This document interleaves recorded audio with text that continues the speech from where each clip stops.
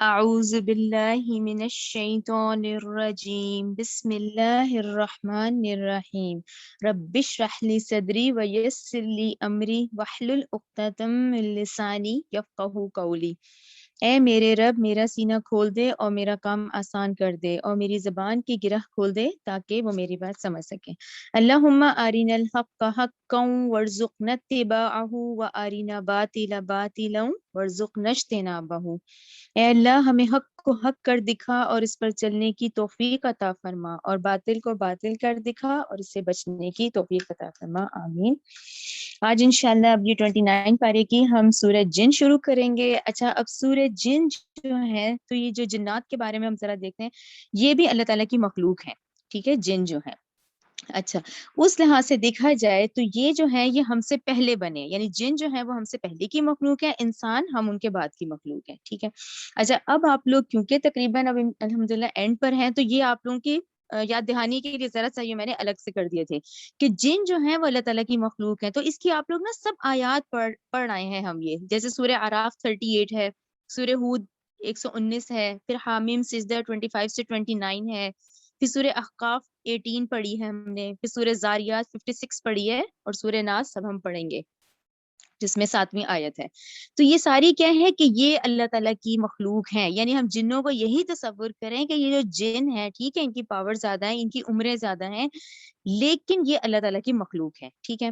اچھا، پھر جیسے ہم نے اپنا پڑھا ہے نا انسانوں کا، میں وہ جو آپ لوگوں کو چارٹ لکھوایا ہوا ہے کہ وہ انسانوں کی 5 سٹیجز ہیں، ہم پڑھتے ہیں کہ 3 سے، تراب سے، ہمائے مسنون سے، یہ جو ہمارا آتا ہے، اسی طرح جنوں کی تخلیق کا بھی اللہ تعالیٰ نے قرآن میں ذکر کیا ہوا ہے کہ ہم انسانوں سے پہلے بنے ہیں، اور جنوں کی تخلیق کی جو آیات ہیں کہ آگ سے بنے ہیں، اس شعلے سے بنے ہیں، اور شعلے کے کنارے سے بنے ہیں، تو یہ ہم پڑھیں گے، یہ آپ لوگوں نے پڑھا ہے سورہ اعراف آیت 12 میں، سورہ ہجر 26-27 میں، اور سورہ رحمان 14 اور 15 میں، ٹھیک ہے۔ یہ آیات ہم دیکھتے ہیں تو اس میں جنوں کی تخلیق کے بارے میں بھی اللہ تعالیٰ نے بتایا ہے، کیونکہ یہ اب آیات جو آگے آتی ہیں اب یہ ہے نا کہ وہ بھی جہنم کا ایندھن بنیں گے۔ اچھا، آگ ہے تو آگ ہو کے آگ میں، تو یہ ہماری مثال ہے، جیسے ہم مٹی کے ہیں اور ہمیں بھی کوئی مٹی کا ڈھیلا یا مارا جائے تو وہ لگے گی، تو اسی طرح بے شک ان کی تخلیق آگ کی ہے، لیکن عذاب ان کا بھی وہی جہنم کا ہی ہے، جو کہ جہنم کا عذاب خود آگ کا عذاب ہے، ٹھیک ہے۔ لیکن ان کی تخلیق کی یہ 3 ہے، سورہ اعراف 12،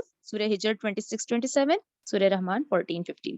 اچھا، اب آپ یہ جو اگلا سٹیپ ہے نا، اس پہ آپ لوگ خود تھوڑا ویژولائز کریں۔ آپ لوگوں کو یاد ہے نا، میں آپ لوگوں کو بار بار ریپیٹ کروا رہی ہوں کہ پورے قرآن کے یہ جو ہے 30 سپارے، اس میں جو کل 114 صورتیں ہیں، اس میں 7 دفعہ ہم نے پڑھا ہے، 7 ٹائم ابلیس اور آدم علیہ السلام کا قصہ 7 ٹائم ہے، یعنی تکرار ہے اس کی۔ اچھا، پھر اس میں سب سے اہم کیا بات ہے کہ اللہ تعالیٰ کا حکم تھا سجدہ کرو، جو کہ فرشتوں نے کیا اور ابلیس سے نہیں کیا۔ اچھا، پھر اس کا ڈیٹیل بھی ہمیں مل جاتا ہے کہ ابلیس جو تھا وہ جن تھا، وہ جنوں میں سے تھا، اللہ تعالیٰ نے اس کا سورہ کہف 50 میں بتایا، کیونکہ وہ جنوں میں سے تھا اس لیے اس نے سجدہ نہیں کیا۔ اچھا، اب دیکھیں، آپ خود کامن سینس کی بات دیکھیں کہ جب اللہ تعالیٰ نے حکم دیا کہ انسان کو، یعنی ہم انسان کون ہے، ہم اپنے لیے فضیلت والی مخلوق یوز کریں گے، کیونکہ سورہ بنی اسرائیل کی جو آیت ہے اس میں انسان کو فضیلت دی گئی ہے، ہمیں تمام مخلوقات پر فضیلت کا ورڈ آئے گا، یعنی کوئی اور ورڈ نہیں ہمیں اپنے لیے یوز کرنا۔ اللہ تعالیٰ کی جتنی مخلوق ہے اس وقت، اس میں اللہ تعالیٰ نے فضیلت دی انسان کو، ٹھیک ہے۔ پھر ہم مسجود ملائک بھی ہیں، اللہ تعالیٰ نے حکم دیا سجدے کا، فرشتوں نے کیا، اچھا اس نے نہیں کیا نا، ابلیس نے، تو اس سے ہمیں یہ پتا چلا کہ یہ وہ جن ہے، یعنی یہ جنات جو ہیں، کیونکہ انہوں نے سجدہ نہیں کیا انسان کو، تو پھر صحیح ہے وہ جنت سے نکال دیا گیا۔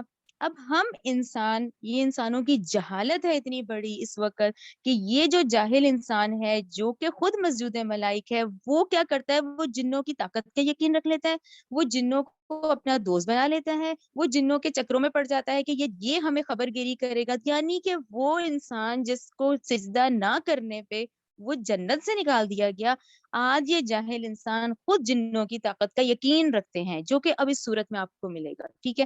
اچھا، اس کے علاوہ آپ لوگ سورہ انعام 128 آپ لوگ ضرور پڑھیے گا ابھی کلاس کے بعد، وہ پڑھ کے انسان کہتے ہیں کہ واقعی کہ وہ جو آیات ہیں وہ ہیں اتنی خوبصورت، جو سورہ انعام 128 ہے نا، وہ ہے ہی یہی اسی ٹاپک پہ کہ تم نے تو بہت سو کو گمراہ کیا، یعنی انسان اس دن شرمندہ ہوگا یہ انسان جو ہے اس دن قیامت کے دن جو سورہ انعام 128 ہے وہ خود شرمندہ ہوگا. وہ کہے گا کہ اللہ تعالیٰ ہم دونوں نے ایک دوسرے سے فائدہ اٹھایا. یعنی اتنی گمراہی ہے کہ یہ انسان اتنا جاہل ہے کہ خود اپنے سے زیادہ یہ یقین رکھتا ہے کہ ہاں جی یہ جنوں کے پاس بہت طاقت ہے.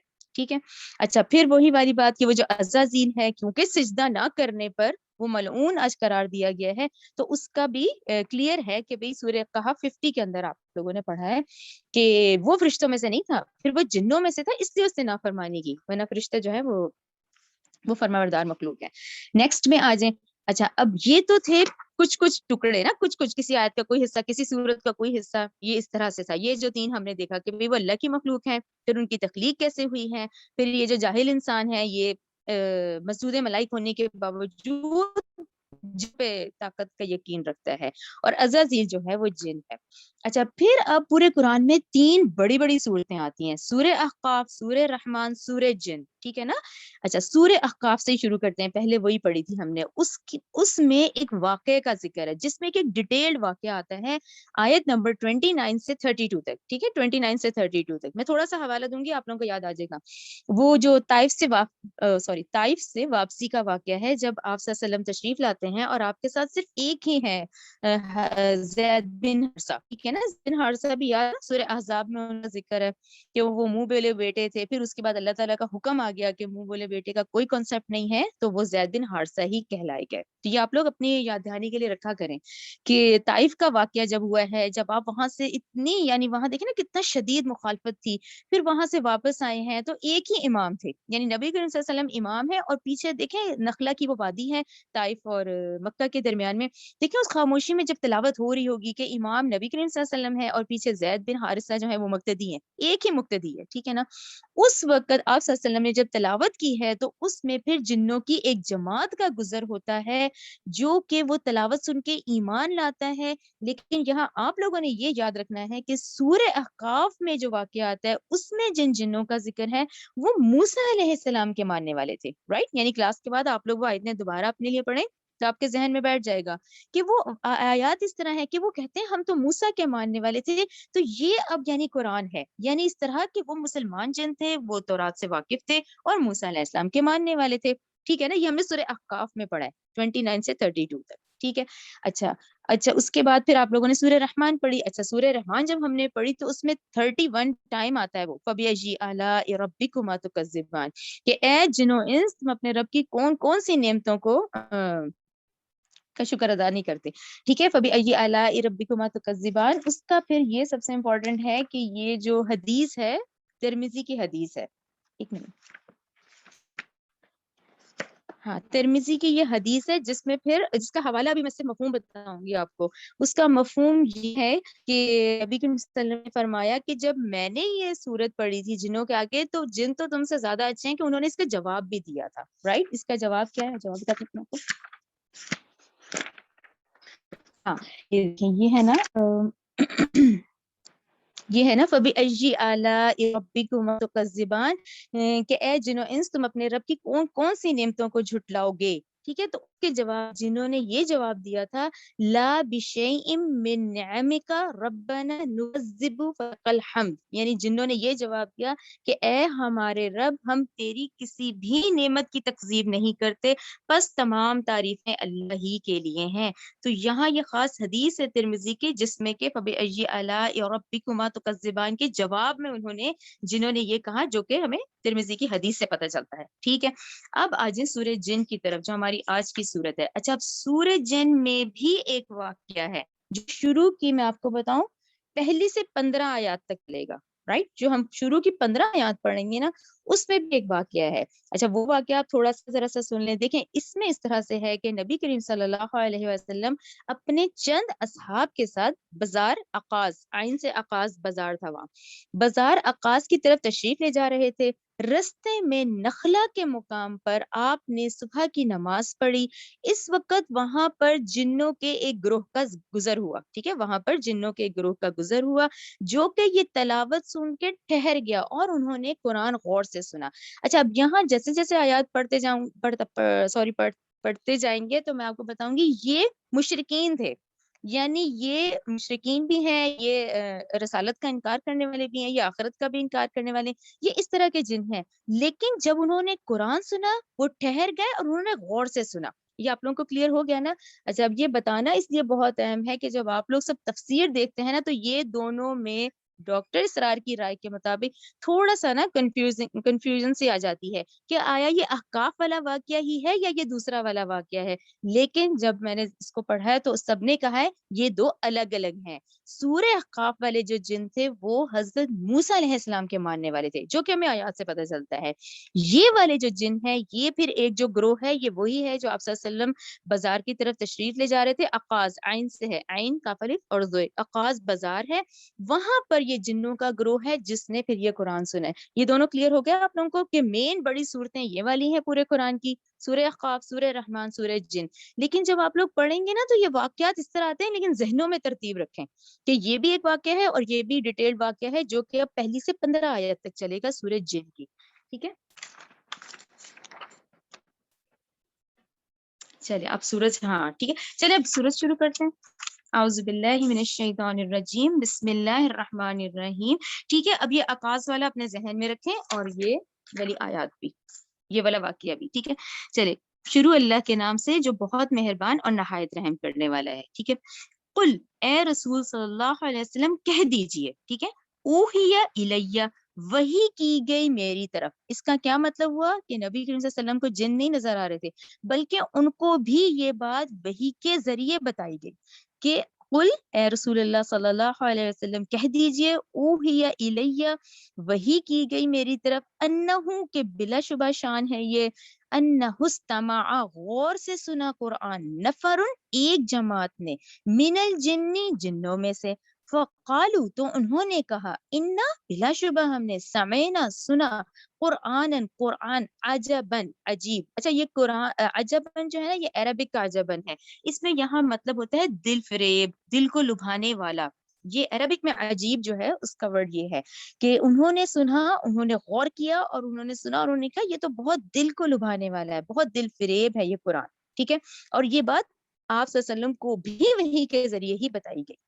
اچھا یہاں سب سے اہم یہ نقطہ یہی آتا ہے کہ جب انہوں نے سنا ایک جماعت نے اور انہوں نے کہا کہ یہ بہت دل فریب ہے، ہم نے سنا اس کو، آیت نمبر 2 دیکھیں، یہدی، وہ رہنمائی کرتا ہے، یعنی جب انہوں نے پڑھا انہوں نے کہا یہ تو رہنمائی کرتا ہے، الر رشدی، راہ حق کی طرف، یعنی سیدھے رستے کی طرف، راہ راست کی طرف، فآمنا بہ، سو ہم اس پر ایمان لے آئے. اس کو یہاں سلیش کر دیں.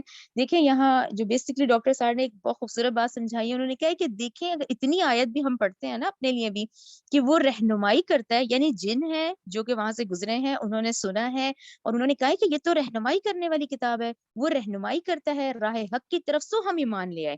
اب یہاں اشارہ ان کفار مکہ کی طرف ہے جو 12 سال ہو گئے ہیں، جن کو ہر طریقے سے سمجھا دیا گیا ہے لیکن وہ ایمان نہیں لائے. لیکن یہ لوگ جنہوں نے غور سے سنا، استماع پہ ضرور کہ دیکھیں ہمیں قرآن اس طرح پڑھنا ہے کہ ہم اس کو پڑھیں اس طرح کہ ہم نے اس کو دل میں اتارنا ہے، یعنی اس طرح نہ پڑھیں کہ بس پڑھ لیا. ٹھیک ہے نا، ایک وہ پڑھنا ہوتا ہے، ایک کیسا پڑھنا ہے، انہ استمع، غور سے سننا تاکہ دلوں میں اترے. تو یہ اس بات کی، اس میں خاص اس بات کی اہمیت ہے اس میں کہ ان جنوں نے کس طرح اس کو لیا، اس کو غور سے سنا، پھر انہوں نے کہا یہ تو رہنمائی والی ہے کتاب، اور پھر نہ صرف یہ ہے وہ رہنمائی کرتا ہے حق کی طرف، سو ہم ایمان لائے اس پر، یعنی انہوں نے سنا بھی اور وہ ایمان بھی لے آئے.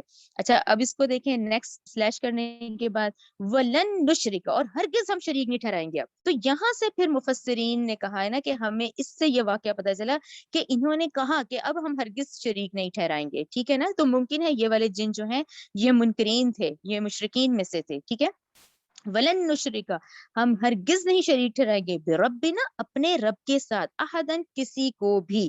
یعنی انہوں نے سنا اور انہوں نے اس پہ ایمان بھی لیا ہے اور انہوں نے فوراً کہا کہ اب ہم بالکل اپنے رب کے ساتھ کسی کو بھی شریک نہیں ٹھہرائیں گے. آیت نمبر 3 دیکھیں، وَأَنَّهُ، اور یہ کہ بلا شبہ شان ہے یہ تعالی کہ وہ تو بہت بلند ہے، جدو شان والا، ربنا، ہمارے رب کی، سوری بہت بلند ہے شان ہمارے رب کی، متخذ، نہیں اس نے بنائی، صاحبتن، کوئی بیوی، ولا ولدا، نہ کوئی اولاد. ٹھیک ہے نا، یہ کانسیپٹ بھی کلیئر ہو گیا کہ بھئی یہ اس طرح کی جو اللہ تعالیٰ کی شان ہے، جو اللہ تعالیٰ کی ذات ہے، اس کی نہ کوئی بیوی ہے نہ اس کی کوئی اولاد ہے. ٹھیک ہے. اچھا وَأَنَّهُ، اور یہ کہ بلا شبہ شان ہے یہ، کانا یقولو، کہتے تھے سردار سفیہنا، وہ ہمارے بڑے بیوقوف. ہمارے بڑے بیوقوف کون؟ اس پہ آپ کو خود سے عزازیل لکھیں. عزازیل لکھنا اس لیے ضروری ہے کہ دیکھیں آپ اور میں جو ہے ہم حضرت آدم کی ذریت میں سے ہیں. ہم آدم علیہ السلام کی ذریت ہے، یعنی آدم علیہ السلام کی ذریت بھی چل رہی ہے، اور سیم اسی طرح عزازیل وہ بابا عزازیل ہے، اسی طرح جس طرح ہمارے ہم ابو البشر آدم علیہ السلام ہے، اسی طرح عزازیل کی ذریت بھی چل رہی ہے. اچھا عزازیل کی جو ذریت چل رہی ہے جس میں وہ واحد ہے جس کی عمر لمبی ہے، باقی ان لوگوں کی جنوں کی عمریں لمبی ہیں لیکن یہ بھی وقت کے ساتھ ساتھ ختم ہو جاتے ہیں. تو یہاں پھر انہوں نے کہا چوتھی آیت میں ان جنوں نے ہی کہ بلا شبہ شان ہے یہ کہ کہتے ہیں ہمارے بیوقوف، یعنی وہ جو ہمارا سردار ہے نا عزازیل، وہ بہت بیوقوف ہے. اللہ، اللہ کے بارے میں شططا، وہ تو بلکہ سب جھوٹ بولتا ہے. اچھا کیا جھوٹ بولتا ہے؟ آیت نمبر 5 دیکھیں. وہ انا کی یہ کہ بے شک ہم نے زننا گمان کیا تھا، ان یہ کہ لن تقولا کہ نہیں ہرگز ہم کہیں گے، انسو انسان والجنو اور جن اللہ اللہ پہ کاذبن جھوٹ، کہ انسان اور جن. ایک سیکنڈ اس کو آپ با محاورہ پڑھیں گے نا کہ 5ویں آیت کو، اور یہ کہ ہم تو اس گمان میں ہی رہے، یعنی جنہوں نے کہا ہم تو اسی گمان میں رہے کہ یہ جن اور یہ جو انسان ہے اللہ پہ ہرگز کوئی جھوٹ نہیں باندھیں گے. یعنی یہ جو ہمارا بڑا تھا، جو ہمارا سردار تھا عزازیل، یہ تو اتنا بیوقوف اور بدبخت نکلا کہ یہ اللہ پہ جھوٹ باندھتا رہا، اور ہم اس خوش فہمی میں ہی رہے کہ اللہ کے بارے میں تو کوئی غلط بات کر ہی نہیں سکتا. لیکن آپ لوگوں کو سمجھ آ رہی ہے نا یہ والی بات کہ جب انہوں نے قرآن پڑھا تو انہیں یہ بات کلیئر ہو گئی کہ اللہ کے بارے میں جتنی غلط باتیں کی گئی تھی وہ تو غلط تھی، بلکہ کہ یہ ہماری غلط فہمی تھی. ہم نے ہی گمان کر لیا کہ یہ جو ہمارا بڑا بیوقوف سردار ہے یہ جو باتیں کر رہا ہے ہم اس کی باتوں میں آ گئے. لیکن جب ہم نے قرآن پڑھ لیا تو اب ہمیں یہ بات کلیئر ہو گئی، یعنی آسان اردو میں ہو گیا نا کہ بھئی یہ بات ہمیں سمجھ آ گئی کہ یہ تو اللہ کی شان ہی نہیں ہے جو یہ عزازیل بیان کر رہا ہے، یہ جو ہمارے بڑے سردار. لیکن یہاں سب کی رائے ہے یہ عزازیل ہے. اچھا وہ کیوں ہے؟ وہ اسی ریزن سے ہے کیونکہ یہ عزازیل وہی ہے جس نے سجدہ نہ کرنے پہ آئی وہ ملعون ہے. ٹھیک ہے. اچھا آگے دیکھیں آیت نمبر 6. اچھا آیت نمبر 6 بھی بہت اہم ہے، اس کو دیکھیں. اچھا وَأَنَّهُ، اور بلا شبہ شان ہے، کانا رجال. اچھا رجال کرنے پہ جو ترجمے میں بریکٹ ہوا ہے نا، یہاں تو لکھا ہوا ہے نا کچھ لوگ ہمارے پاس یہ دارالسلام کے قرآن میں، لیکن انہوں نے بتایا ہوا ڈاکٹر سر نے کہ رجالن سے مرد جنات. ٹھیک ہے، وہ جنیاں اور جنات ہے نا، تو مرد جنات جو ہے بلا شبہ شان ہے کہ کچھ مرد جنات من الانسی، انسانوں میں سے، یعوذون، وہ پناہ پکڑتے ہیں، برجال، کچھ جنات کچھ مردوں کی. ٹھیک ہے، من الجنی، جنوں میں سے، فزادہم، سو انہوں نے زیادہ کر دیا رہا کا سرکشی میں. ٹھیک ہے، پہلا کون سا ہے؟ بلا شبہ شان ہے کہ کچھ لوگ مرد انسانوں میں سے. ٹھیک ہے، کانا رجال من الانسی، کچھ مرد لوگ انسانوں میں سے وہ پکڑتے ہیں پناہ برجال من الجنی، کچھ مرد جنات میں سے. اچھا اب اس کا کیسے مطلب سمجھ آئے گا، کس چیز کی پناہ پکڑتے ہیں؟ اس کا بیک گراؤنڈ ہے، اس کا بیک گراؤنڈ آپ لوگ غور سے سنیں. اس کا بیک گراؤنڈ یہ ہے کہ پناہ کون سی پناہ؟ پناہ یہ تھی کہ عربوں کے ہاں، ٹھیک ہے، اب یہ عرب جو ہیں عربوں کے ہاں جنات سے پناہ طلب کرنے کا رواج تھا. ٹھیک ہے، جنات سے پناہ طلب کرتے تھے، ان کا وہ رواج تھا. اچھا وہ سمجھتے تھے کہ جب ہم جنگلوں میں سے قافلے گزرتے ہیں نا، جنگل یا ویرانے میں سے جب ہم گزرتے ہیں تو ہر تمام جنگلات میں اور ویرانے میں جنات کا بسیرا ہوتا ہے. اس لیے جب کوئی قافلہ صحرا میں آتا تھا تو کہیں پڑاؤ ڈالتا تھا تو قافلے کا سردار با آواز بلند پکارتا تھا، اونچی آواز میں کہتا تھا کہ ہم اس وادی کے سردار جن کی پناہ میں آتے ہیں. ٹھیک ہے، یہ ان کا کلچر سمجھ آ گیا نا کہ قافلہ گزرا، ویرانے سے گزرا تو ویرانے میں سردار نے اونچی آواز میں کہا. کیوں؟ یہ پھر وہی یاد کرے جو میں آپ لوگوں کو بار بار نہیں کہتی کہ جب پہلی وہی آئی تھی تو سب سے زیادہ یہی مسئلہ اٹھا تھا کہ اہل مکہ جنوں سے واقف تھے، فرشتوں سے واقف نہیں تھے، جنوں سے وہ واقف تھے. تو یہ وہی سچویشن ہے کہ جب وہ قافلہ گزرتا تھا ویرانے میں آئے تو سردار نے اونچی آواز میں کہا کہ ہم اس وادی کے سردار جن کی پناہ میں آتے ہیں. اچھا اب یہ بات دیکھیں، جنوں کو تو انسان دکھتے ہیں، انسانوں کو تو نہیں دکھتے جن. تو جب وہ یہ حرکت کرتے ہیں تو ڈاکٹر صاحب خود اس ایک یعنی ہنسی والی بات ہے، وہ کہتے ہیں کتنی یہ حماقت والی بات ہے کہ وہ جن بھی ان پہ ہنستے ہی ہوں گے کہ اس اولاد آدم کو دیکھو ذرا، اس نے ہمیں معبود بنا لیا ہے، جبکہ ہم تو سجدہ نہ کرنے پہ ہمارے بڑوں کو جنت سے نکال دیا گیا. تو انسان اس حد کی وجہ سے جو اور جن ہیں وہ مزید جاتے ہیں. یعنی انسان کی اس گھٹیا حرکت سے وہ جن اور غرور میں اور سرکشی میں آگے نکل جاتے ہیں. اب آپ لوگوں کو پناہ کلیئر ہو گیا نا کہ یہ وہاں کا عرب کا رواج تھا یہ کہنے کا کہ ہم وادی کے رب کی پناہ میں آتے ہیں. تو یہ اس پہ وہ ہنستے تھے کہ یہ کیا کر رہا ہے. لیکن ان کی اس حرکت سے انسان کی جنات کا کیا ہوا, ان کی سرکشی میں مزید اضافہ ہو گیا, کیونکہ انہوں نے کہا کہ ٹھیک ہے یہ انسان ایسی حرکتیں کر رہا ہے, یہ ہمیں کہہ رہا ہے, یہ اس نے ہمیں معبود بنا لیا. تو یہ ہے اس کا پوری آیت نمبر 6 کا. اب کلیئر ہو گیا نا آپ لوگوں کو کہ بلا شبہ شان ہے کچھ مرد انسانوں میں سے وہ پکڑتے ہیں کچھ مرد جنوں سے, کیا پناہ پکڑتے ہیں. سو انہوں نے زیادہ کر دیا ان کو رہا کا سرکشی میں. ٹھیک ہے, فزادہم رہا کا, تو انہوں نے یعنی کس کو, جنوں کو اس چیز نے, انسان کی اس بے وقوفی نے اور حماقت نے اپنی سرکشی میں اور اضافہ کر دیا. وہ اور اس میں نکل گئے کہ یہ, اب آپ خود سوچیں اس وقت پوری جو دنیا ہے وہ کس کے پاس ہے, ہم انسانوں کو خلیفہ بنایا گیا ہے, یہ خلافت دی گئی ہے, اور اس خلافت میں پھر انسان یہ حرکتیں کرے. ٹھیک ہے نا, تو اس وجہ سے انہوں نے کہا کہ یہ ہم سے, اس نے ہمیں معبود بنا دیا, تو وہ سرکشی میں اور آگے نکل گئے, گمراہی میں اور سرکشی میں. آیت نمبر 7, وَأَنَّهُمْ ظَنُّوا, اور یہ کہ بلا شبہ انہوں نے بھی گمان کیا تھا, کما جیسا کہ تم جنوں نے گمان کیا تھا, اللہ یبعثا, کہ ہرگز نہیں بھیجے گا رسول بنا کر اللہ احدن, کسی کو بھی. ٹھیک ہے, جہاں تم انسان یہ سوچتے ہو تو وہاں یہ جنوں کا بھی یہی معاملہ ہے. ٹھیک ہے نا. اچھا, یہاں اس کے دو مطلب ہے, یا ذرا آیت نمبر 7 پہ آپ دوبارہ دیکھ لیں, میں اس کا پورا اگر محاورہ پڑھتی ہوں. یہ کہ انہوں نے بھی ایسا ہی سمجھا جیسا کہ تم نے سمجھا ہوا ہے کہ اللہ کسی کو ہرگز نہیں اٹھائے گا. اچھا, اس کے دو مطلب ہیں. ایک تو یہ مطلب ہے کہ یہ جو اصل بعد الموت, یعنی کہ موت کے بعد جو اٹھانے کا حقیقت اور عقیدہ ہے, تو یہ. دوسرا اہم ہے جو اس آیت نمبر 7 میں خاص کر کے آیا ہے, وہ یہ آیا ہے, یہ پھر اپنا پورا ریوائز کریں انبیاء کا ٹیبل, کہ جہاں آدم علیہ السلام سے ٹل حضرت عیسیٰ علیہ السلام تک مسلسل انبیاء کا سلسلہ چلا ہے, مسلسل. ٹھیک ہے, حضرت عیسیٰ علیہ السلام سے نبی کریم صلی اللہ علیہ وسلم پھر 600 سال تک فترۃ الوحی آئی ہے. ٹھیک ہے نا, فترہ رک جانا, یعنی وہی رک گئی, فترۃ کہتے ہیں, فترۃ الوحی, کہ 600 سال تو کوئی سلسلہ نہیں چلا. یہ وہ والی کنڈیشن ہے. یعنی یہاں ویسے تو دو مطلب ہے, ایک تو باصل بعد الموت والا ہے, لیکن دوسرے پہ زیادہ ہے سب کا فوکس. ڈاکٹر سارا کے رائے میں بھی دوسرا والا ہے کہ وہ جو فطرت الوحی تھی اس پہ, یعنی اس وقت, یعنی 600 سال کا گیپ, یعنی جب سے دنیا بنی تھی مسلسل انبیاء کا سلسلہ چل رہا تھا, وہ جو گیپ آیا تو وہ گیپ تھا. اب وہ ایک دم دنیا سمجھ نہیں پا رہی تھی کہ آیا یہ اب کیا کنڈیشن ہے, کہ آیا اب کوئی رسول آئے گا نہیں آئے گا. تو یہ اس طرح سے ہے کہ جیسے تم نے گمان کر لیا تھا تو انہوں نے بھی گمان کر لیا تھا کہ اللہ اب کسی رسول کو نہیں بھیجے گا, کیونکہ گیپ آ گیا تھا نا 600 سال, بالکل حضرت عیسیٰ سے نبی کریم صلی اللہ علیہ وسلم تک کوئی نہیں رہا. تو یہاں دوسری رائے زیادہ مانی گئی ہے, 600 سال والی, فطرت الوحی والی. ٹھیک ہے نا.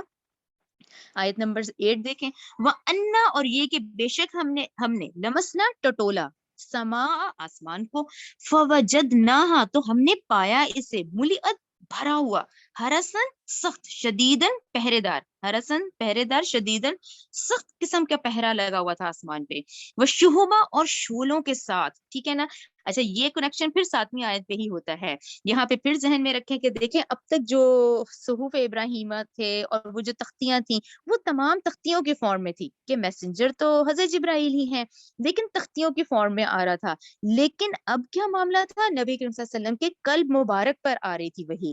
تو اس وقت جب نبی کریم صلی اللہ علیہ وسلم کی بعثت شروع ہوئی ہے تو بہت شدید قسم کے سخت پہرے تھے, کہ ایون یہ جنوں کا معاملہ تھا کہ وہ کہہ رہے تھے کہ اب یہ بہت سختی ہے. یعنی اس وقت جو وحی کا جو ہوا ہے یہ آغاز اس والی بعثت پہ نبی کریم صلی اللہ علیہ وسلم کے دور میں, تو اس پہ وہ والی دیکھیں کنڈیشن بتائی جا رہی ہے کہ انہوں نے کیا سوچا ہے کہ ہم نے ٹٹولا آسمان کو تو ہم نے پایا اسے بہت سخت پہرے داروں میں اور شولوں سے. یعنی یہ وہی والی بات سوچیں. اب آپ لوگ یاد کریں بقرہ کی 102 آیت کیا ہے, وہ یہی تو ہے کہ وہ ہاروت ماروت جب جادو لے کے اترے ہیں تو وہ فتنہ تھے. ٹھیک ہے نا. تو نبی کریم صلی اللہ علیہ وسلم کا دور کیا تھا, یہ جادوگروں کا دور تھا, یہ جنوں کا دور تھا. یہ وہی تھے کہ جن, وہ جو لوگ جنوں کو قابو میں کر لیتے ہیں, پھر وہ جن ٹٹولتے ہیں, پھر کوئی خبر لاتے ہیں, پھر کاہنوں کو اور جادوگروں کو آ کے بتاتے ہیں. تو اب کیا سچویشن تھی, انہوں نے کہا ایسی سچویشن تو ابھی تک نہیں آئی تھی کہ اتنا شدید پہرا تھا آسمان پہ اور شعلے بھی تھے. اب تو یہ ذرا سا قریب پٹکتے تو شعلے آ جاتے تھے. یعنی اس دفعہ جو پہرا تھا وہ بہت شدید قسم کا تھا, جو نبی کریم صلی اللہ علیہ وسلم کی بعثت کی وحی کے اس وقت میں جو شروع ہوا ہے. ٹھیک ہے نا. وَأَنَّا كُنَّا، اور یہ کہ بے شک ہم تھے، نقعدو بیٹھا کرتے، منہا مقاعد للسمع، اس آسمان کے ٹھکانوں پر باتیں سننے کے لیے. ٹھیک ہے نا، وہ پہلے بھی سنا کرتے تھے، یعنی جب پہلے بھی وہی آتی تھی پر ایسا شدید پہرا نہیں تھا جو اس دفعہ تھا. یعنی اس طرح سے ہے کہ بے شک ہم تھے بیٹھا کرتے اس آسمان کے ٹھکانوں میں باتیں سننے کے لیے. اور یہ باتیں سننا وہی ہے کہ باتیں سنی اور کاہنوں کو پہنچائی، جادوگروں کو پہنچائی. ٹھیک ہے نا.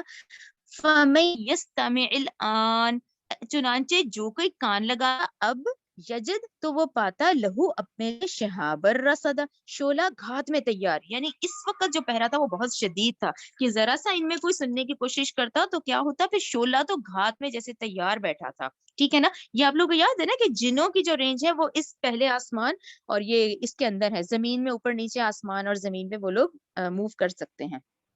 اچھا آیت نمبر 10، وَأَنَّا، اور یہ کہ بے شک، لا ندری نہیں جانتے. اب یہ دیکھیں ان لوگوں کا جیسے بتایا جا رہا ہے کہ وہ اس سچویشن کو دیکھ کے انہوں نے کہا کہ اب ہم یہ نہیں جانتے کیا شرن آیا شر کا اریدہ ارادہ کیا گیا ہے، بمن ان کے ساتھ جو فی الارضی زمین میں ہے، ام یا ارادہ کیا ہے بہم ان کی بابت ربہم ان کے رب رشد سی بھلا. یعنی اب اس سچویشن کا آپ لوگ خود ذہن میں رکھیں تو وہ 10ویں آیت پہ پھر وہ یہی دیکھ رہے ہیں کہ پہرا بھی اتنا سخت ہے اور گیپ بھی اتنا رسولوں کا آیا، جو ایک مسلسل سلسلہ چل رہا تھا. تو اب یہ آخر کیا معاملہ ہے، یعنی اب جن بھی کہہ رہے ہیں کہ آخر اس وقت کا کیا معاملہ ہے کہ آسمان میں سخت پہرے ہیں، تو ان کو بھی فکر ہو گئی. اچھا اب وہ پہلے عذاب جو آئے ہوئے ہیں ان سے بھی وہ واقف ہیں، جیسے ہم انسان ہے، ہم نے قرآن میں پڑھا ہے تو وہ بھی پہلی آسمانی کتابوں سے یہ واقف ہے کہ بھی عذاب بھی اللہ کے آتے ہیں. تو آیت نمبر 10 میں انہوں نے بھی کہا کہ آیا یہ شر کا ارادہ، اب شر پہ آپ لوگ بریکٹ میں عذاب لکھ لیں کہ بھی اللہ تعالیٰ نے کوئی عذاب کا فیصلہ کیا ہے یا کسی بھلائی کا فیصلہ کیا ہے کہ اتنے شدید پہرے ہیں اس دفعہ. ٹھیک ہے نا. تو بیسکلی وہ اس تلاش میں ہی نکلے ہوئے تھے، یعنی یہ جنوں کا گروہ اسی تلاش میں نکلا ہوا تھا. تو اس تلاش میں انہوں نے یہ جو شروع کی آیات ہیں، یہ حیرت انگیز کلام سنا اور یہ راہ راست کی طرف جو دعوت دے رہا ہے، جو رہنمائی کر رہا ہے، تو انہیں معلوم ہو گیا کہ یہ اللہ تعالیٰ کے عذاب کا معاملہ نہیں ہے، بلکہ یہ تو راہ راست کو دکھانے کے لیے، سیدھی راہ دکھانے کے لیے رسول صلی اللہ علیہ وسلم کو مابعوث فرمایا گیا ہے. رائٹ. آیت نمبر 10 کلیئر ہو گئی. جیسے شر کے آگے آپ لوگ بریکٹ میں عذاب اور بھلائی میں راہ راست لکھ لیں کہ انہوں نے بھی کہا کہ یہ اس دفعہ اتنا سخت پہرا ہے تو آیا یہ کیا معاملہ ہے. تو اس میں جب یہ گروہ نکل گیا ہے تو انہوں نے یہ آیات جو ہم نے شروع میں تلاوت کی ہیں یہ پھر انہوں نے سنی تو وہ پہچان گئے. انہوں نے کہا نہیں، یہ تو بہت کیسا قرآن عجبا، دل فریب قرآن ہے، دل فریب ہے، دل کو لبھانے والا. اچھا آیت نمبر 11 دیکھیں. اچھا وَأَنَّا، اور یہ کہ بے شک، منا کچھ ہم میں سے، صالحون نیک ہیں، وَمِنَّا اور کچھ ہم میں سے، دون ذالک اس کے علاوہ ہیں. ٹھیک ہے، یہاں ضرور اس کو سرکل کریں، اس کو ڈاکٹر صاحب نے بڑا پیارا سمجھایا ہے. انہوں نے کہا کہ اچھائی بیان کرنی چاہیے نا. اب یہ دیکھیں جنوں کی کنورزیشن جو چل رہی ہے اس میں بھی دیکھیں وہ یہی کہہ رہے ہیں، یعنی یہ تبلیغ کی ایک حکمت کا اصول ہے یہ والا جو آیت نمبر 10 ہے کہ انہوں نے کہا کچھ تو ہم میں سے نیک ہیں. اب انہوں نے یہ نہیں کہا کہ بھی بد ہیں، برے ہیں، جو اس طرح کے ورڈز نہیں یوز ہوئے، بلکہ انہوں نے کیا کہا کہ ہم میں سے کچھ تو نیک ہیں اور کچھ اس کے علاوہ ہیں. ٹھیک ہے نا. تو یہ بھی ایک طریقہ ہے جو آیت نمبر 10 میں بتایا، سوری آیت نمبر 11 میں بتایا گیا ہے. ٹھیک ہے، آیت نمبر 11 میں کہ ہم میں سے کچھ نیک ہیں اور کچھ ہم میں اس کے علاوہ ہیں. ٹھیک ہے نا. اچھا کنہ طرائق قدادا، اور تھے ہم مختلف مذاہب پر. ٹھیک ہے نا. یہ بھی پھر آپ پیچھے سارا ذہن میں لے آئیں. اچھا یہاں پہ آپ لوگ دیکھیں طریقوں کی بات ہو رہی ہے، یعنی ان کے بھی مذاہب ہیں، ان کی بھی بات ہو رہی ہے. لگاتار ہم دیکھ رہے ہیں کہ بھی جن و انس کا حساب ہے. پھر ہمیں یہ بھی کلیئر ہو گیا کہ یہ دو مخلوقات ہیں جن کو اختیار دیا گیا ہے. تو یہی والی بات ہے کہ دیکھیں، یہ ذہن میں رکھیں کہ ان کے پاس روح نہیں ہے تو جنوں کے انبیاء رسول بھی ہمارے والے ہیں. یہ جو ہم تبلیغ کرتے ہیں، یہ جو ہم پڑھتے ہیں، پھر وہ ہم سے سنتے ہیں. ٹھیک ہے نا. تو یہ وہی معاملہ ہے. انہوں نے کہا کچھ نیک ہیں، کچھ اس کے علاوہ ہیں، اور کچھ مختلف مذاہب پر ہیں، یعنی کچھ طریقوں پر ہیں. ٹھیک ہے نا. ہم انسانوں کا بھی دیکھیں یہی معاملہ ہے نا. آج کوئی یہودی ہے، کوئی عیسائی ہے، کوئی بدھ مت ہے، مسلمان ہے. تو اسی طرح انہوں نے کہا ہم بھی تھے اس طرح مختلف مذاہب پر. یہ آیت نمبر 11 میں. ٹھیک ہے. اور اس میں تبلیغ کا اصول بھی پتہ چل گیا کہ صرف یعنی انہوں نے اچھی بات کہی کہ ہم میں سے کچھ نیک ہیں، کچھ اس کے علاوہ ہیں، اور کچھ جو ہیں وہ مختلف مذاہب پر ہیں. آیت نمبر 12 دیکھیں. وَأَنَّا، اور یہ کہ بے شک، ظننا ہمیں یقین ہو چکا ہے، أَن لَن نُعْجِزَ اللَّهَ ہرگز ہم ہرا نہیں سکتے. ہم ہرگز نہیں ہم عاجز کر سکیں گے اللہ کو، فی الارض زمین میں، ولن اور ہرگز نہیں، نعجزہ ہم عاجز کر سکیں گے اس کو، حربا بھاگ کر. ٹھیک ہے نا، آیت نمبر 12 کلیئر ہوگی نا، کہ ہمیں یقین ہو گیا ہے کہ ہم اس زمین میں اللہ کو ہرا نہیں سکتے اور نہ ہم یہاں سے بھاگ سکتے. ٹھیک ہے نا، عاجز نہیں کر سکتے اور نہ ہم یہاں سے، یعنی ہم یہاں سے بھاگ بھی نہیں سکتے. آیت نمبر 13 وَأَنَّ لَمَّا اور یہ کہ بے شک ہم نے، لما جب سمعنا سنی، ہدا ہدایت کی بات، آمنا تو ہم ایمان لے آئے اس پر، بھی اس پر، فمن چنانچہ جو یؤمن ایمان لے آئے گا، بربہ اپنے رب پر، فلا یخافو تو نہیں وہ ڈرے گا، بخسم ولا رحقا کسی نقصان سے نہ کسی ظلم زیادتی سے، ظلم اور زیادتی سے. دیکھیں آپ خود کتنی خوبصورت بات ہے کہ جنہوں نے بھی یہی چیز دیکھی کہ یہ ہم انسانوں کا بھی اس میں فائدہ ہے، اور جنہوں نے بھی یہی بات فوراً دیکھیں آبزرو کی کہ ہم ایک دفعہ ایمان لے آئے نا، پھر بس وہ کسی خوف میں ہوگا، نہ اس پہ نقصان ہوگا نہ اس پہ ظلم ہوگا. ٹھیک ہے نا، ہم جو آج گناہ کرتے ہیں ہم اپنے آپ پہ خود ظلم کرتے ہیں. جب انسان ایمان لے آتا ہے، جب اللہ تعالیٰ کی فرما برداری کرتا ہے اور راہ راست پر آتا ہے، تو پھر کیا ہے، پھر اس کو فائدہ ہی فائدہ ہے، دنیا کا بھی آخرت کا بھی. تو دیکھیں جنہوں نے بھی یہی کہا کہ جس نے سنی ہدایت کی بات تو جب ہم ایمان لے آئے، چنانچہ جو ایمان لے آئے گا اب وہ اپنے رب پہ تو وہ کسی نقصان اور ظلم اور زیادتی سے نہیں ڈرے گا، یعنی اب اس کے ساتھ انصاف ہی ہوگا. یہاں اس دنیا میں ہم جتنی فرما برداری کریں گے اور ہم اللہ سے اچھی امید رکھیں گے کہ ہمیں اس کا بدلہ دیا جائے گا اس نیکی کا. ٹھیک ہے نا، اور جو ہم یہاں ظلم کریں گے، زیادتی کریں گے، اس کا بدلہ بھی ہمیں دیا جائے گا. ٹھیک ہے نا. آیت نمبر 14 دیکھیں، یہ یاد ہے نا آپ کو 1 سے 15 ابھی کنورسیشن اور یہ جنوں کا ہی چل رہا ہے. آیت نمبر 14 وَأَنَّا اور یہ کہ بے شک منا کچھ ہم میں سے مسلمون مسلمان ہیں، وہ منا اور کچھ ہم سے قاسطون ظالم ہے. ٹھیک ہے نا، اس گروہ کے اندر کچھ مسلمان بھی تھے، کچھ منافق بھی ہیں، کچھ ظالم بھی ہیں. قاسطون ظالم ہے. فمن اسلم چنانچہ جو اسلام لے آئے، فاولئک تو انہوں نے تحروا تلاش کر لی، رشدا راہ حق. ٹھیک ہے، پھر جو اسلام لے آیا اس نے راہ حق تلاش کر لی. اور سلام دیکھیں پھر روٹ ورڈ وہی ہے، فرما برداری، اپنے آپ کو اس اختیار کے باوجود اللہ تعالیٰ کے حوالے، اپنے آپ کو اللہ کے حوالے کر دینا. وَأَمَّا الْقَاسِطُونَ لیکن جو ظالم ہے، فَقَانُوا تو وہ ہے لِجَهَنَّمَ حَطَبًا جہنم کا ایندھن تو وہ ہے. پھر ٹھیک ہے، یہاں پہ 1 سے 15 ہے، یہ پورا کنورزیشن اور یہ واقعات وہی ہیں جو ہم نے سارے بھی ڈسکس کیے ہیں. اب یہاں سے کلام چینج ہو جاتا ہے، یعنی جو آیت نمبر 16 سے آن ورڈ ہم پڑھیں گے، اب یہ کیا ہے، یہ اللہ کی طرف سے کلام شروع ہو گیا. یعنی آپ کو دیکھیں پچھلی تمام سچویشن بھی بتا دی گئی کہ پہلے کیا ہوا تھا، اس سے پہلے کیا ٹائم کیا تھا، نبی کے وسلم کے دور میں اس وقت کتنے سخت پہرے تھے، اور اس وقت کے جنات نے بھی ان کی کیا رائے تھی کہ آخر یہ ایسا کیسا معاملہ ہے، اس دفعہ پہرے تو بہت سخت قسم کے ہیں. ٹھیک ہے، کیوں؟ کیونکہ اس سے پہلے تمام تختیاں آتی تھیں، الواح آتی تھیں، اور یہ نبی کے وسلم کے قلب مبارک پہ نازل ہوئی تھی. چلیں اب 16 پہ آ جائیں. 16 جو ہے وہ اللہ کی طرف سے اب کلام شروع ہو جائے گا. ٹھیک ہے نا. اچھا 16 آیت دیکھیں، وَأَلَّوْ اسْتَقَامُوا اور وہی کی گئی کہ اگر وہ قائم رہیں. ٹھیک ہے نا، اب اللہ کا کلام شروع ہو گیا کہ یہ ساری بات تم لوگوں کو سمجھ آ گئی ہے، ایمان والوں کو بھی سمجھ آ گئی ہے، جو اچھا غلط کام کریں گے. تو 15 کا اینڈ بھی وہی ہوا ہے کہ جو ظالم ہے وہ تو جہنم کا ایندھن بن جائیں گے. ٹھیک ہے، اب اللہ تعالیٰ نے کہا وہی کی گئی ہے کہ اگر وہ قائم رہیں الگ طریقتی. اچھا طریقہ جو ورڈ ہے نا، اس پہ ڈاکٹر صاحب نے بڑی بحث کی ہے، وہ آپ لوگ بھی ذرا غور سے سنیں کہ طریقہ، انہوں نے کہا کہ طریقے سے آپ کیا مراد لیتے ہیں. دیکھیں طریقہ ہم بھی تو کہتے ہیں نا، طریقہ چلنا ایک رستہ، ایک طریقہ ہے. ٹھیک ہے نا، جیسے نماز کا ایک طریقہ ہے.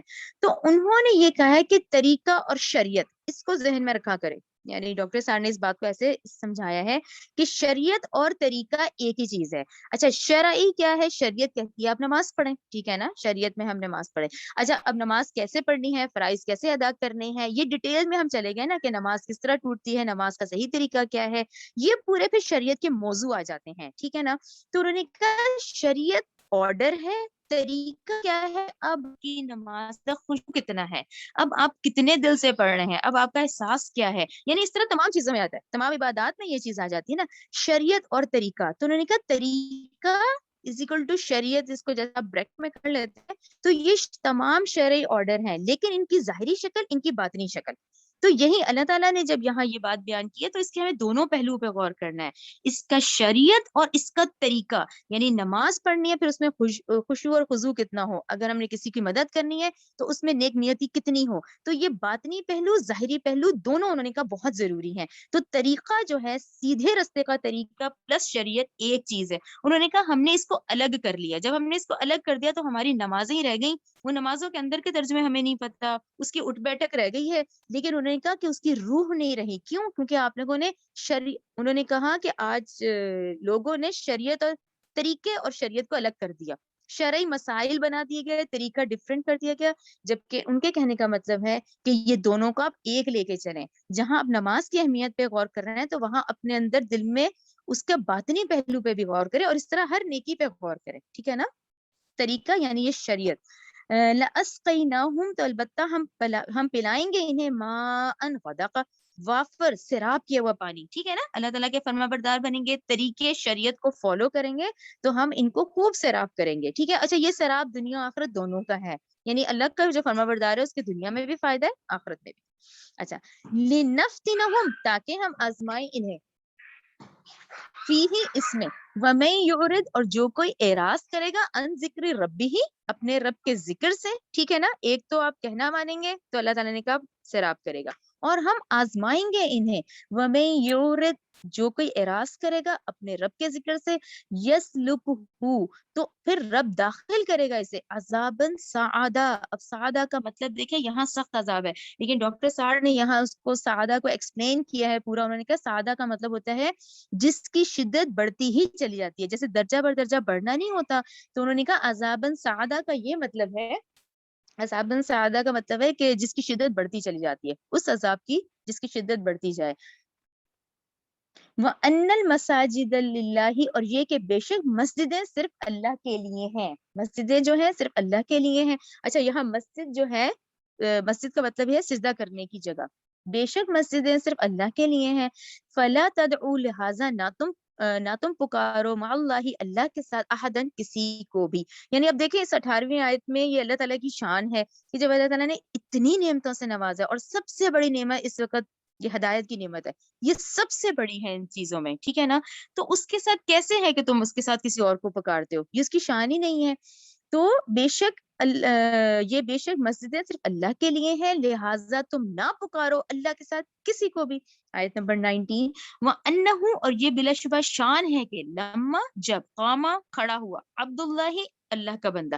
اچھا یہاں نبی کریم صلی اللہ علیہ وسلم ہی ہے، سب کا وہ ہے اجماع کہ یہ عبداللہ اللہ کا بندہ نبی کریم صلی اللہ علیہ وسلم کے بارے میں ہے کہ شان ہے یہ کہ جب کھڑا ہوا اللہ کا بندہ، یدعوہ کہ وہ پکارے اس اللہ کو، کادو وہ قریب تھا کہ یکونون کہ وہ ہوں علیہ اس پر، لبدا بھیڑ کر پل پڑنے والے. اچھا ایک سیکنڈ آیت نمبر 19 کا ایک سیکنڈ. یہ کہ جب اللہ کا بندہ اس کو پکارنے کے لیے کھڑا ہو تو معلوم ہوتا ہے کہ لوگ اس پر ہجوم کر کے آ جائیں. اچھا اس کے بھی یہاں دو مطلب ہیں. ایک تو وہ کفار مکہ دیکھیں خود بھی قرآن سنتے تھے، خود بھی ان کو، کیونکہ وہ فصاحت اور بلاغت بہت زیادہ تھی نا جو اس وہاں کا دور تھا شاعری والا، تو وہ خود کہتے تھے کہ یہ بہت خوبصورت زبان میں ہے، یعنی اس کے الفاظ بہت خوبصورت ہیں. ایک تو یہی ہے ترجمہ کہ ہجوم اس لیے ہوتا تھا کہ وہ خود بھی سننا چاہتے تھے لیکن وہ مانتے نہیں تھے.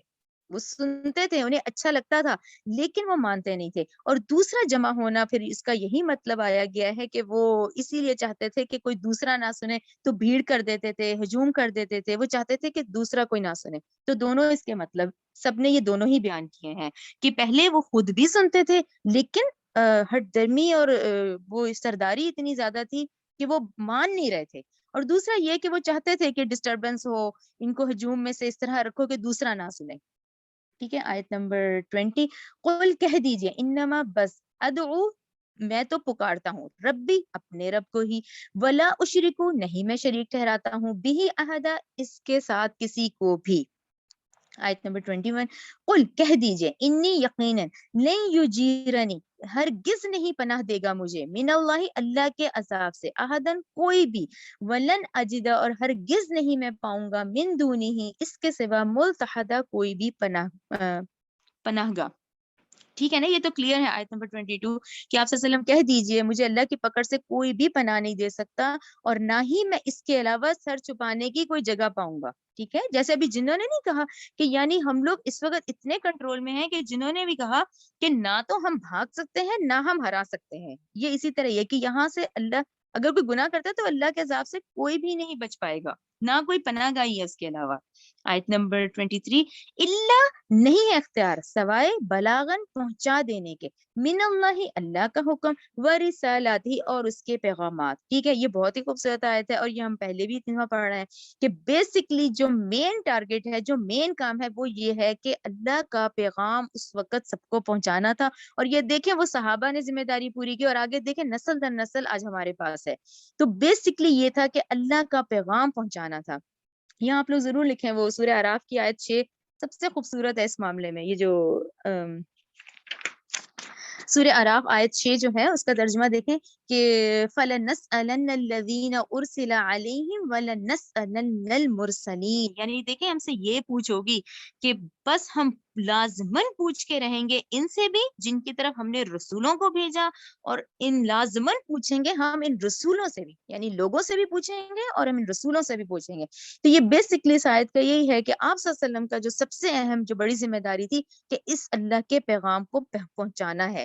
ٹھیک ہے, ومن اور جو کہ یعص اللہ نافرمانی کرے گا اللہ کی, ورسولہ اور اس کے رسول کی, فإن لہ تو بلا شبہ اس کے لیے نار جہنم آتش جہنم ہے, خالدین فیہا ابدا وہ ہمیشہ اس میں رہیں گے. یہ دیکھیں بڑی سخت مقام ہے. یہ پھر وہی والی بات ہے, ذہن میں رکھا کریں کہ آپ نے اور میں نے بیسکلی اللہ تعالیٰ کو خوش کرنا ہے نا, تو ہمیں اپنے رسول کی اتباع کرنی ہے, نبی کریم صلی اللہ علیہ وسلم کی.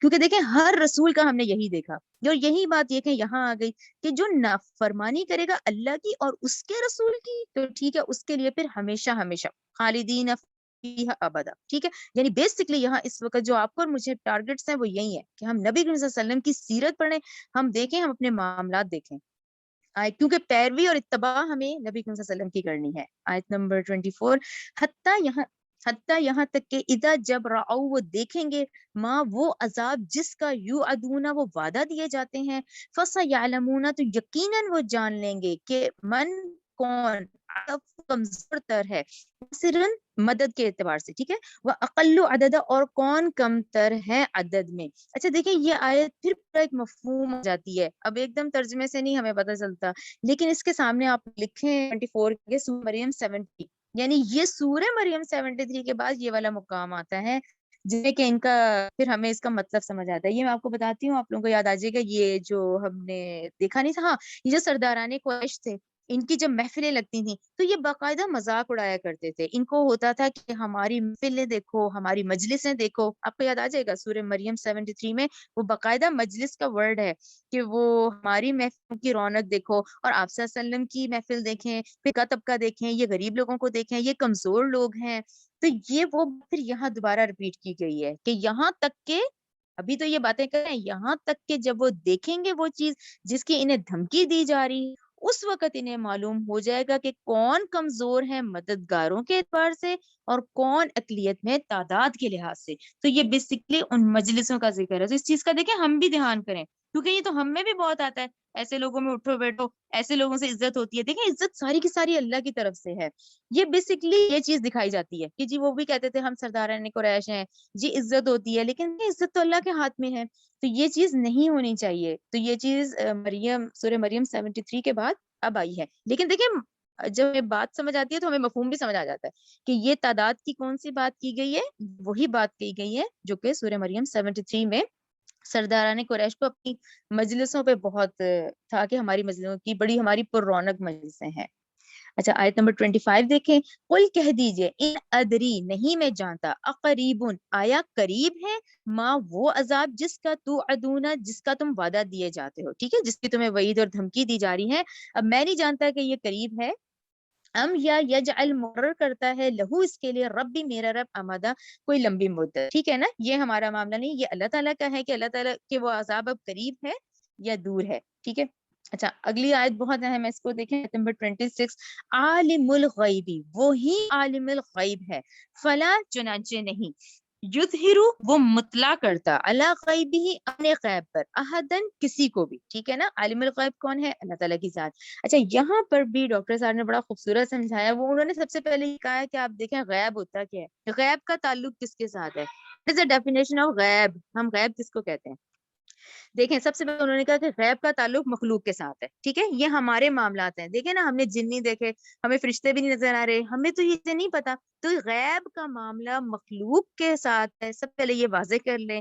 جو اللہ تعالیٰ کے سامنے تو آنے واحد میں پورا ماضی اور یہ حال اور مستقبل سب کچھ ہے، ٹھیک ہے. یہ تو ہمیں پتہ چل گیا بھی یہ غیب کا تعلق جو ہے یہ باقاعدہ مخلوق کے لیے آتا ہے، یہ ورڈ ٹھیک ہے مخلوق کے لیے آتا ہے.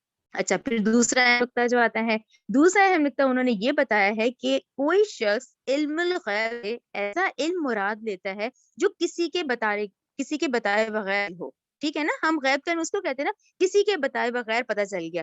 تو یہ علم پوری مخلوق میں کسی کے پاس نہیں ہے، ٹھیک ہے. یہ علم پوری مخلوق میں کسی کے پاس نہیں ہے کہ یہ بات کسی کو بتائے بغیر آپ کو پتہ چلے. یہ ضرور کوئی نہ کوئی سورس. اچھا اس کو آسان اردو میں دیکھیں، آسان اردو میں آپ اور میں اپنا دیکھ لیں.